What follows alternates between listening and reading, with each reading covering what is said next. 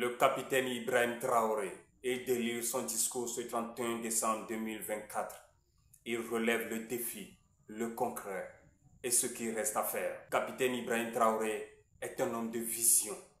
Vous-même voyez un discours pratique qui n'a pas besoin de papier parce que tout ce qu'il dit se réalise et est en train de se réaliser. Une vision claire avec une volonté politique. Il déroule son discours au Burkina et au monde entier. On l'écoute ensemble. Camarades combattants pour la liberté, la souveraineté et l'indépendance réelle, c'est un immense plaisir, en ce jour 31 décembre, qui marque la fin de l'année 2024, de prendre la parole et de vous faire un bilan synthétique de l'année 2024 et aussi les perspectives pour l'année 2025. Mais avant tout propos, permettez-moi de rendre grâce à Dieu qui couvre le Burkina Faso de sa main bienveillante et qui nous permettent de rester debout. Je rends donc un vibrant hommage à toutes nos forces combattantes qui se battent jour et nuit jusqu'au sacrifice suprême pour que notre patrie reste et demeure. Je souhaite un prompt rétablissement à tous ceux qui ont été blessés dans cette barbarie et je prie Dieu pour le repos des âmes de tous ceux qui sont tombés dans cette bataille. Aussi, je voudrais rendre un hommage au vaillant peuple burkinabé, de l'intérieur comme de l'extérieur, qui continue de contribuer de façon massive pour que nous menions cette guerre et aussi que nous amorcions notre développement réel. 2024 a été une année pleine de défis. Sur le champ de bataille, l'ennemi a essayé de reprendre l'initiative stratégique pour nous empêcher d'atteindre nos objectifs. Mais grâce à nos vaillants et résilientes forces combattantes, nous avons pu maintenir le cap et toujours garder l'initiative. Aujourd'hui, plus que jamais, nous menons des offensives et nous partions où nous souhaitons mener les actions et nous traquons ces criminels jusqu'à leur dernier retranchement. Cela a été possible grâce à une dynamique enclenchée depuis 2023 et qui se poursuit toujours. Notamment, il s'agit de l'équipement de nos forces combattantes en moyens logistiques, en moyens de manœuvre et en moyens feu. Et nous allons continuer à accroître tout au long de l'année 2025 pour que l'armée dont nous rêvions puisse être une réalité et puisse protéger notre patrie pour des années, des décennies à venir. Nous continuerons le recrutement comme il a été le cas en 2024. Pour cette seule année, nous avons recruté au sein des Forces armées nationales seules plus de 15 000 hommes qui sont toujours en formation dans les centres et qui devront donc renforcer les rangs des forces combattantes au cours de l'année 2025. Nous poursuivrons également la formation de manière intensive en collaboration avec tous les amis de Burkina Faso pour que nous puissions avoir l'armée que nous souhaitons. Sur le volet du maillage du territoire, plusieurs unités ont vu le jour avec une armée qui est la Brigade spéciale et d'intervention rapide et nous continuerons de renforcer la capacité de toutes les armées pour faire face à la menace actuelle et les menaces à venir. Dans ce sens, il y aura la création au cours de l'année 2025 d'au moins 5 bataillons d'intervention rapide qui seront placés donc dans des zones stratégiques. Et aussi, au niveau de l'armée de terre, nous verrons la création d'un groupement expéditionnaire Sahel. Tout cela dans l'objectif de pouvoir densifier le champ de bataille et de reconquérir la totalité de notre territoire. Au niveau des forces de sécurité, le réajustement va se poursuivre de manière stratégique et nous souhaitons que ces forces puissent s'adapter de manière intelligente et avec une grande flexibilité à la reconquête du territoire pour pouvoir combler les interstices et les couloirs qui pourront servir donc à ces criminels pour s'infiltrer. Nous poursuivrons donc les efforts avec l'accompagnement du peuple pour mettre à niveau toutes nos forces combattantes et pouvoir mailler et reconquérir l'intégralité de notre territoire. Et pour ce faire, les infrastructures routières sont très importantes pour accompagner la reconquête du territoire. Au cours de l'année 2024, plusieurs projets ont vu le jour, notamment en matière de construction de routes tant dans nos villes que dans nos campagnes.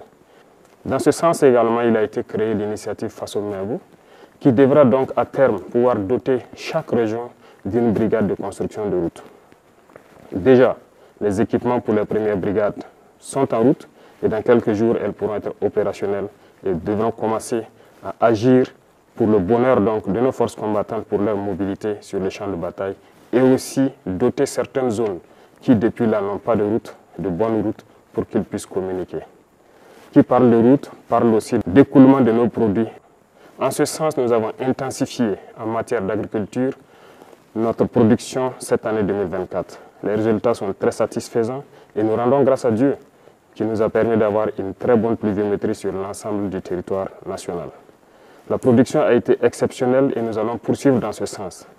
Plusieurs spéculations ont été introduites, des spéculations de rente, telles que le cacao, le café, l'avocat, le blé, bien d'autres, qui devront permettre de pouvoir stopper plus ou moins les importations au Burkina Faso et aussi de transformer ces matières et de revendre à l'extérieur pour faire entrer des devises dans notre pays. Tout ceci contribue au développement de notre patrie que nous sommes en train donc d'amorcer petit à petit. Sur le volet de l'élevage, plusieurs projets ont été menés au cours de l'année 2024, notamment donc le renouvellement du cheptel à travers donc plusieurs initiatives, mais également nous sommes en train de mettre en place un système pour l'alimentation du bétail et du poisson. Plusieurs campagnes de vaccination ont eu lieu, gratuites par endroits et subventionnées par d'autres endroits. Nous poursuivrons nos efforts en faveur du monde paysan à travers donc les intrants et toute la mécanisation qui doit suivre pour les accompagner, produire et atteindre notre objectif qui est l'autosuffisance alimentaire et pourquoi ne pas exporter nos excédents. Dans ce sens, beaucoup d'industries verront le jour pour pouvoir transformer nos matières premières sur place. 2024 a été une année où nous avons pu inaugurer quelques usines dans ce sens, mais beaucoup d'autres usines sont à inaugurer en 2025.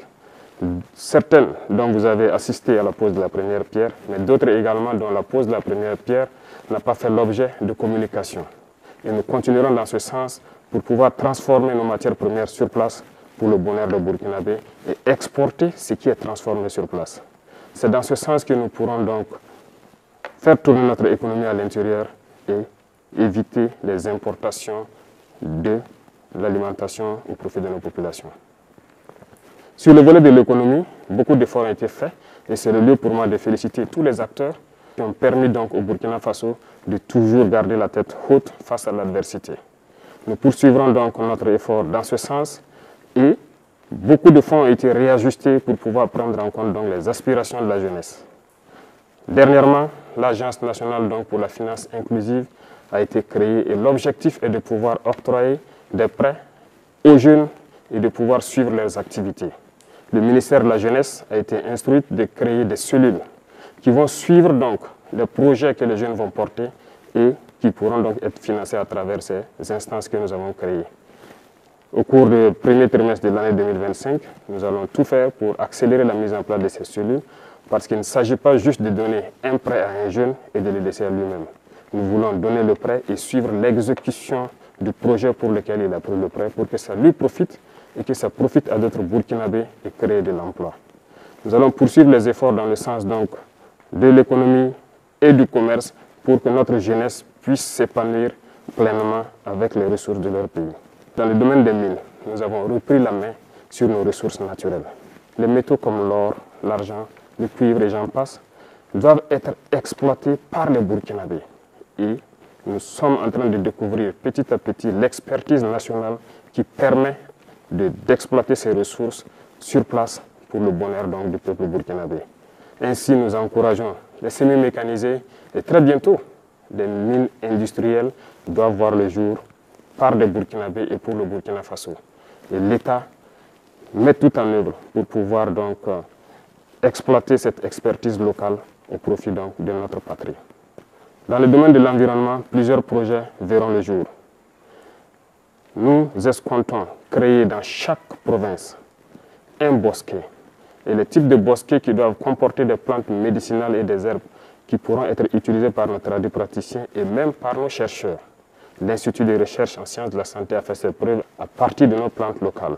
Cet institut d'ailleurs, j'ai donné instruction pour qu'on puisse me lister tous les équipements dont ils ont besoin pour accroître leur capacité et exploiter notre potentiel en matière de plantes et d'herbes pour suppléer certains médicaments importés.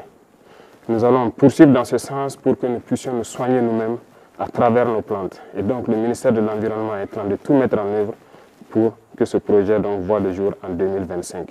d'autres projets d'envergure en matière de reverdissement, de plantation d'arbres à travers les institutions et toutes les structures qui pourront donc être désignées verront le jour pour que nous puissions reverdir notre environnement, prendre soin de notre environnement et que ça profite pleinement aux Burkinabés. Ceci va augmenter donc le plateau en matière de santé.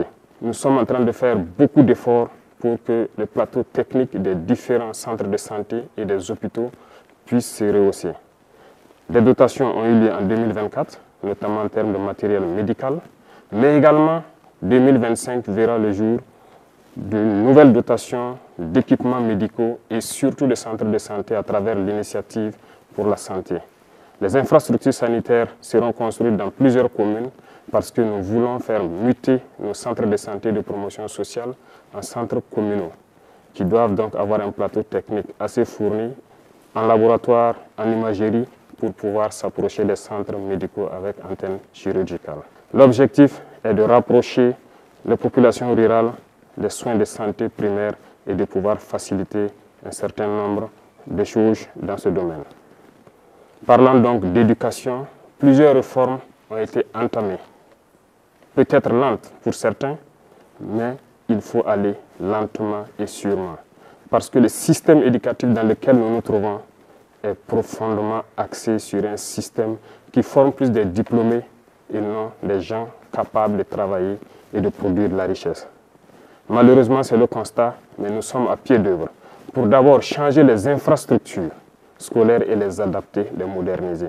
Secondo, le curricula et le programme d'instruction doivent être changés.